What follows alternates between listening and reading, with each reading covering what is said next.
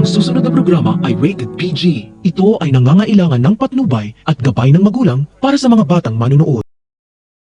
Abot langit ang pasasalamat ni Ina kay Madam Aurea dahil sa isang iglap, nagbago ang sitwasyon ng buhay nila ni Nono matapos na alokin sila ni Aurea na tumira na sa kanya.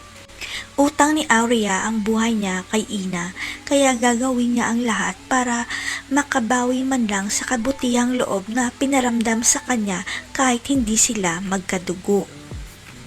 Mas naramdaman pa ni Aurea na parang si Ina pa ang tunay niyang apo sapagkat tinuring siya nito na parang lola niya kahit walang-wala siya noon dahil sa amnesia niya.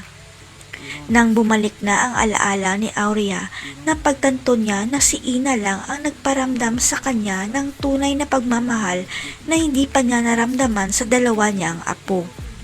Hanggang sa pumasok sa isip ni Aurea, paano kung magkadugo pala sila ni Ina, kaya sikretong ipina-DNA test ni Aurea si Ina para makumpirma kung totoo ang hinala niya.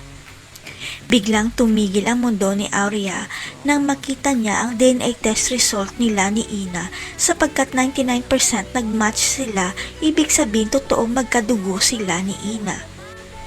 Ang hindi alam ng lahat, bago namatay ang anak ni Aurea na si Rodante, may tinatago pala itong sikreto dahil may anak pala siya sa labas at yun ay walang iba kundi si Ina.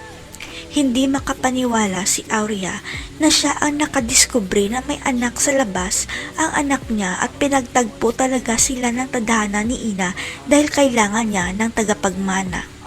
Sa kasamaang palad, magiging kalbaryo ang buhay ni Ina sa mansyon ni Aurea dahil hindi matanggap ng kambal na may kahati sila sa mamanahin nila sa lola nila.